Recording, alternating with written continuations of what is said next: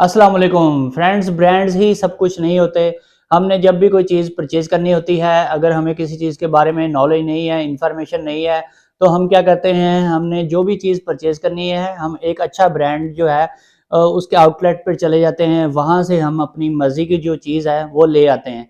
तो हम समझते हैं कि हमने बहुत अच्छा काम कर लिया और हमारे जो पैसे हैं, हमने बहुत ज़्यादा पैसे लगाए हैं इस चीज़ के ऊपर, और ये अब हमारे पैसे खरे हो जाएँगे और हमें जो चीज़ चाहिए, जो हमें क्वालिटी चाहिए, वही हमें मिलेगी। लेकिन ऐसा हर बार नहीं होता। नो डाउट ब्रांड्स की चीज़ें बहुत अच्छी होती हैं, ख़ास तौर पे सोलर में इन्वेक्स कंपनी एक बहुत बड़ा ब्रांड है, एक बहुत बड़ा नाम है इन्वेक्स का, और नो डाउट इसकी आला क्वालिटी के सोलर इन्वर्टर्स अवेलेबल हैं। इसमें एवरी टाइप के सोलर इन्वर्टर्स की आपको एक वाइड वैरायटी, एक रेंज अवेलेबल है। आप अपनी मर्ज़ी से अपने लोड के मुताबिक कोई भी इन्वर्टर सेलेक्ट करके ले सकते हैं, और ये सबसे महंगा तकरीबन ब्रांड है। इससे महंगे भी हैं आजकल तो, लेकिन इन्वेक्स का पाकिस्तान में एक नाम है, एक मेयार है, एक क्वालिटी है।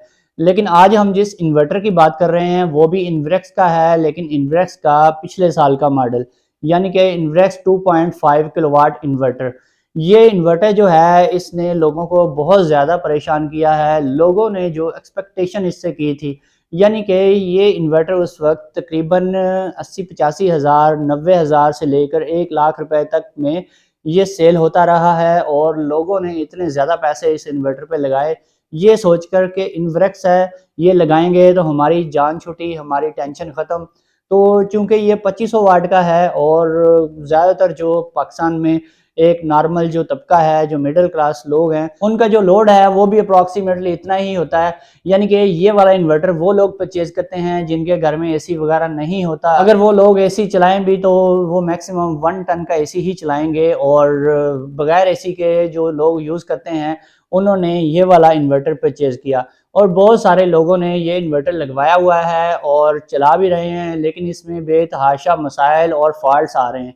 यानी कि इसी रेंज में अगर आप कोई अच्छा इन्वर्टर ले लेते, अच्छा इन्वर्टर यानी कि इन्वेक्स से नीचे जो ब्रांड्स हैं, बेतहाशा ब्रांड्स हैं, वो आप उनमें से कोई भी इन्वर्टर ले लेते, तो आपको बहुत अच्छी आउटपुट मिलनी थी, आपको इतनी ज़्यादा फ़ॉल्ट्स नहीं देखने को मिलने थे। और इसमें जो फ़ॉल्ट्स हैं, वो कौन-कौन से मेन फ़ॉल्ट्स हैं? सबसे बड़ा फ़ॉल्ट तो इस इन्वर्टर में ये है कि इसके साथ आप ज़्यादा सोलर पैनल अटैच कर ही नहीं सकते। यानी कि इसकी मैक्सिमम जो रेंज है वो 3 से मैक्सिमम 4 पैनल आप लगा सकते हैं। यानी कि किसी भी आप अगर सिंपल एमपीपीटी चार्ज कंट्रोलर अगर लेते हैं, तो उसमें भी 3 से 4 पैनल की उसमें लिमिट होती है। अब जो बंदा चार्ज कंट्रोलर को छोड़कर किसी सोलर इन्वर्टर पे शिफ्ट होना चाहता है, और वो ऊपर से तकरीबन 90 हज़ार लगाकर ये इन्वर्टर परचेज़ कर लेता है, तो उसको भी रिज़ल्ट वही 3-4 पैनल वाला मिले, तो उसको क्या फ़ायदा? इतना बड़ा ब्रांड और इतना बड़ा इन्वर्टर लेने का उसको कोई भी फ़ायदा नहीं है। एक तो सबसे बड़ी इसकी कमज़ोरी ये हो गई।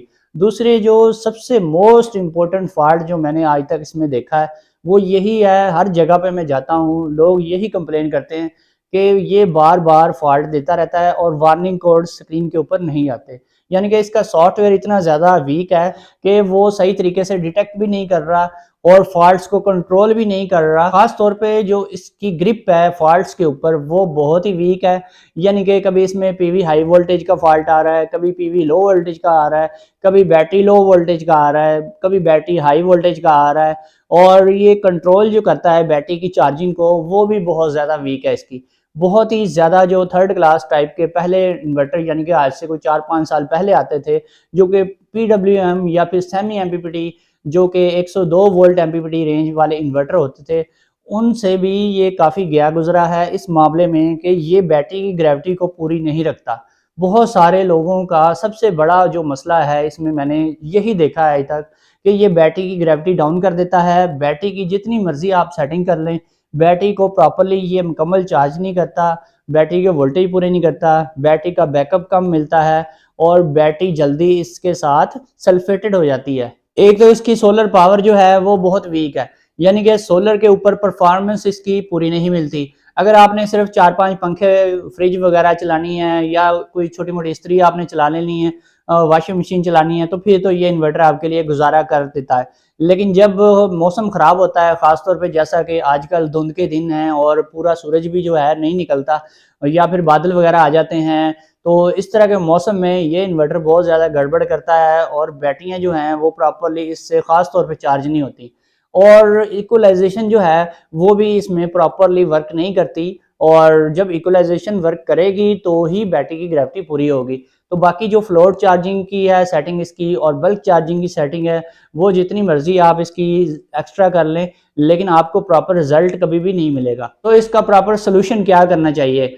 तो ये जो ओल्ड मॉडल है वेरॉन 2.5 किलोवाट, इसकी बजाय कुछ लोग जो हैं वो नया मॉडल भी ले रहे हैं, यानी कि वेरॉन 2500, जो कि ट्रू एमपीपीटी चार्ज कंट्रोलर वाला है। वो नो डाउट बहुत अच्छा इन्वर्टर है, लेकिन इतने ज़्यादा पैसे अगर आपने वेरॉन पे ही लगाने हैं तो इससे अच्छे इन्वर्टर्स भी आपको मिल जाएंगे। यानी कि अगर आप बहुत ही सस्ते किस्म के इन्वर्टर भी लें, जैसे फ्रोनस का पीवी 3200 है, वो भी बहुत ही ज़बरदस्त किस्म का इन्वर्टर है। उसके साथ आप मैक्सिमम 8 पैनल लगा सकते हैं बड़े साइज़ के, और 1 डेढ़ टन का एसी भी चला सकते हैं। एसी चला के 3-4-7 पंखे भी चला सकते हैं, और वो उसकी जो प्राइस रेंज है वो भी 80-85 हज़ार का मिल जाता है। इसके अलावा अगर इससे भी लो क्वालिटी में हम जाएँ तो सन लाइफ का इन्वर्टर भी अवेलेबल है मार्केट में, वो भी तकरीबन इतने का ही मिल जाता है। और इसके अलावा भी काफ़ी कंपनीज़ के इन्वर्टर्स हैं जो कि आप ले सकते हैं। लेकिन अगर इन्वेक्स वेरॉन 2.5 किलोवाट आप अगर ओल्ड में यूज़ में ले रहे हैं या आप न्यू में ले रहे हैं, तो उसका आपको इतना कोई ख़ास बेनिफिट मिलने वाला नहीं है। इसके अलावा अगर आपने अच्छा इन्वर्टर लेना है तो फिर आप क्राउन का इन्वर्टर ले सकते हैं। क्राउन में भी काफ़ी मॉडल हैं, 3 किलोवाट का क्राउन का जो मर्ज़ी इन्वर्टर ले लें, ज़ेवियर ले लें। ज़ेवियर में जो 3.0 है उससे बेहतर है 3.6, वो थोड़ा-सा कॉस्टली हो जाता है। इसके अलावा आप सोलर मैक्स का ले सकते हैं। सोलर मैक्स के बहुत ज़बरदस्त इन्वर्टर्स अवेलेबल हैं। अगर आप एक अच्छा ब्रांड लेना चाहते हैं तो सोलर मैक्स और क्राउन के इन्वर्टर्स बहुत ही ज़बरदस्त हैं। इनमें कोई भी आप 3 किलोवाट का इन्वर्टर ले सकते हैं।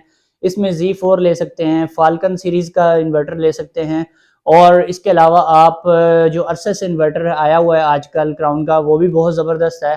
और अगर आप और कोई नहीं मिलता आपके सिटी में, फ्रोनस तो मिल ही जाएगा। फ्रोनस में अगर आप लोअर क्वालिटी में जाते हैं तो पीवी 3200, वो भी बहुत ज़बरदस्त है, इससे तो कई गुना अच्छा है।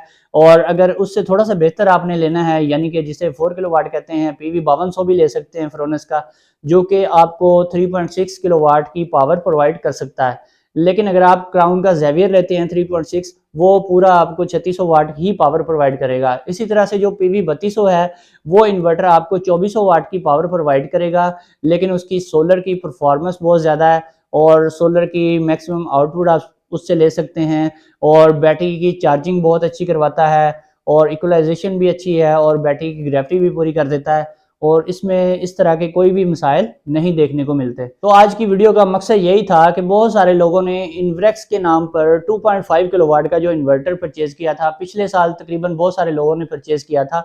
तो उन्होंने अपनी इन्वेस्टमेंट जो है वो ये समझ के लगाई थी कि उनके पैसे खरे हो गए, लेकिन वो बहुत ज़्यादा परेशान हैं, उनके बेतहाशा मसाइल आ रहे हैं, और वो लोग सोलर से भी तंग हैं। वो सोच रहे हैं कि सोलर पे हमने जो पैसा लगाया वो बर्बाद ही किया है, इसका कोई ख़ास फ़ायदा नहीं हो रहा। यानी कि सिर्फ लाइटें, पंखे और छोटा-मोटा लोड चलाता है, और बैटरियाँ भी साथ ख़राब होती हैं, बैटरियों की ग्रेविटी भी पूरी नहीं होती। तो इस तरह का अगर आपके पास भी इन्वर्टर है तो उसको आज ही आप सेल कर दें, और उसकी बजाय कोई भी ट्रू एमपीपीटी अच्छे वाला इन्वर्टर परचेज़ कर लें।